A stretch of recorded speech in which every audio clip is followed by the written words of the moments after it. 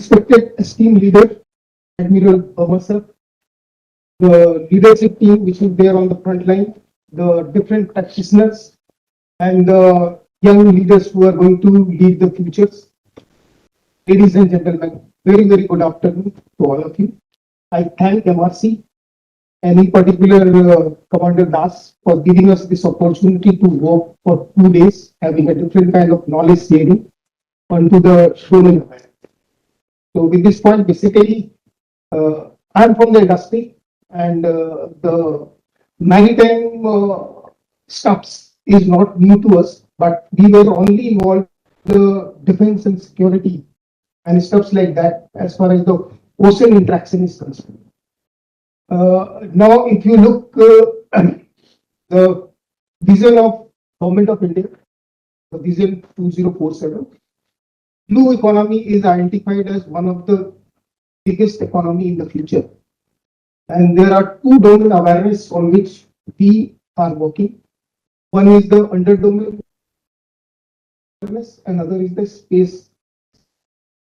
These two segments are very, very important. Space from the security and defense perspective, because we need to do many ISR functionalities to be done from the space for our defense of our country, strengthening our country defense capability, and underwater domain awareness specifically for the economic activity. So as far as the economic activities are concerned, so far in India, we are working only 4-5 different areas where we are actually exploiting the ocean from the economic growth perspective. One is the shipping, which is there for the ages. In that, we have added the fishery, which is again in a traditional way. We are doing it from the, since the Homo sapiens comes into the world, and from that time onwards, we are doing it. Coming to that, that means the international border formed, and then defense and security, and then regulation has been built for country to country interaction and other things. The defense and security are the other segment where we are using the oceans and doing as an economic activity. Now, as discussed in last 2 days, in the global south has got the most populous place, and the economic activity which is there, again the opportunity are biggest in the global south. Even if it is on the land itself, the trade, if you see it, the maximum market for the entire GDP of the world is coming from the global south, and the global south is falling into a basically near to the equator, and where the sea characteristic is entirely different from the others.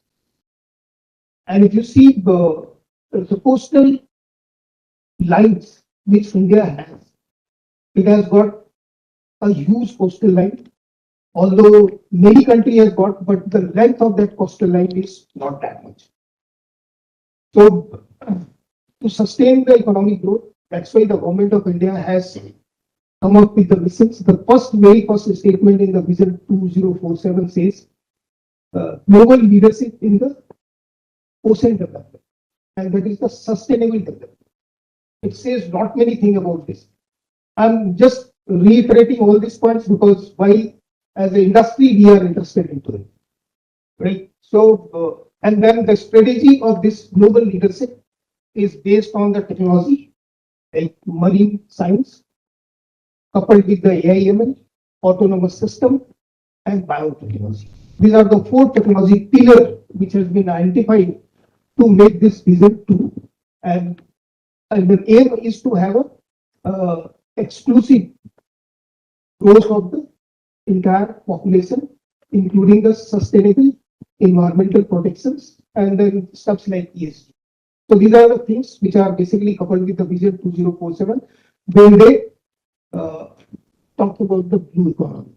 So now a new sector has a big potential is coming up in future. And not many things are required to be done where we need to invest on the technology development, and making the use of this as an economy activity. The cost need to be reduced so that the operation in this domain could be very, very, economical and the cost effective and profitable. So this is the thing which we are looking at. And if you see in the R&D, we have got a strategy called Blue Sky Research. Sky Research. And in marketing, we have Blue Ocean strategy. So I'll just give one couple of minutes to explain what is the Blue Sky Research. Any research which we are doing it for a longer term, say about a timeline of 5 years and above. 5 years and above, where we do the experimentation. The effort and the expenditure on the R&D is not linked to the immediate gain of some business or market. That falls under the Blue Sky Research. Means something which is coming in the future, and then it always happens that the disruptions doesn't come from within the sector. Like we are on the defense, but the disruption has not come from the defense market. It has come from the other places. Like AI is another disruption which is coming here. The ISR functionality using the satellite space and other stuffs, it is not done into the defense domain. It's a technology development which was undertaken some 5 years back under the Blue Sky Research. Now it has been proven that technology are getting adapted. So this kind of research comes into the Blue Sky Research, like the industrials and MRCs and the R&D community of Bell and the entire India is working, is a kind of a Blue Sky Research which we are looking at that in 3 to 4 years or up to 5 years timeline, the stuffs will come at a cost which can be deployable, which will be at a TRL level of 7 and 8 and giving the benefit to us. Now coming to the blue strategy, when we talk about the blue strategy, it's a blue strategy, blue ocean strategy. Blue ocean strategy is that you are the creator of the market. There is no competitor.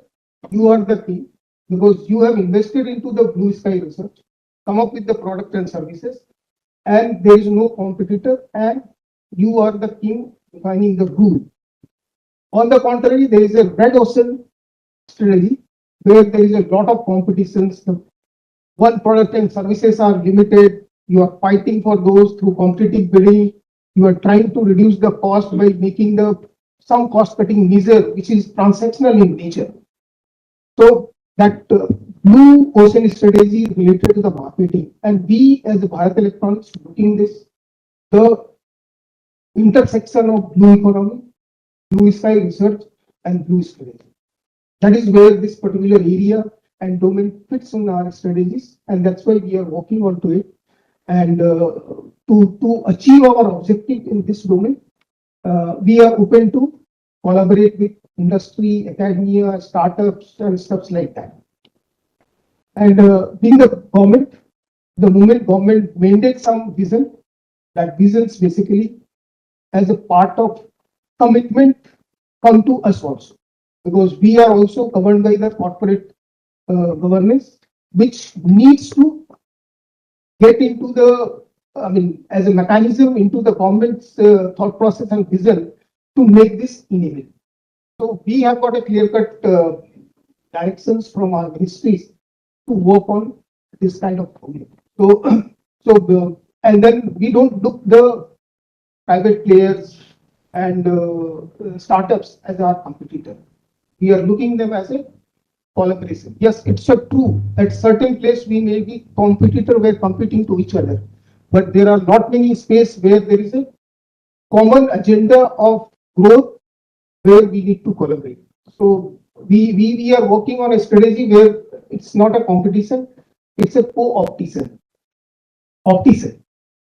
So where co-optition is that wherever there is a market where you are competing, but try to find out the major area which is much more than the area where we are competing. If you take a complete pie chart of it, probably 10%, 15% places where I am in a competition with one of the company, maybe Tata, L&T, TCS, and stuff like that. But there are the places where there is a common area where we need to cooperate with this one. And the major challenge is that the competition is not within among ourselves. the Indian companies, whether public sector or the private sector or the startup, the competition is from the import. The competition is from the foreign players. Because if we don't do it, they will come in the name of funding from the World Bank, saying that I am here to help you out. But there is a cost to help. The help that is spending, there is a cost for that help. And that cost is very, very high.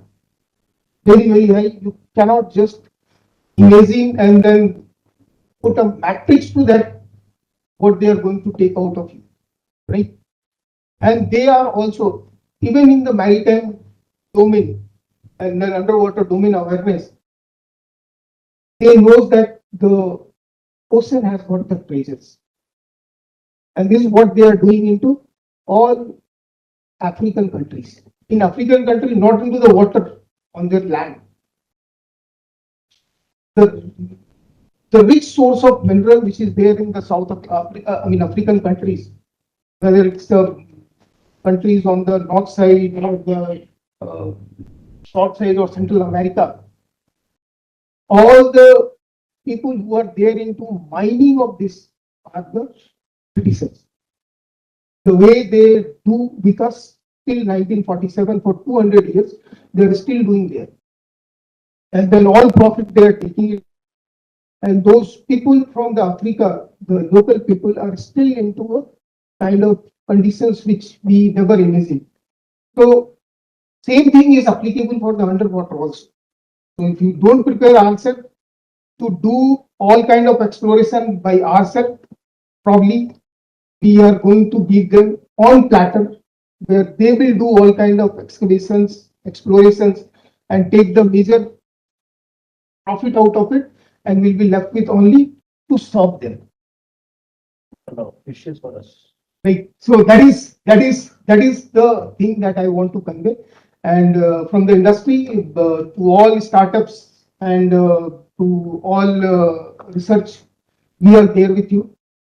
We'll join hands and go forward with this. And all practitioners, my request is that any kind of problem statements that you are facing into your operations, kindly forward it to us, be at a research level, be at a tech development level.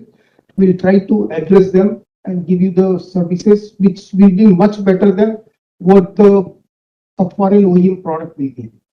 That is, with this, I'm closing my talk. Thank you very much.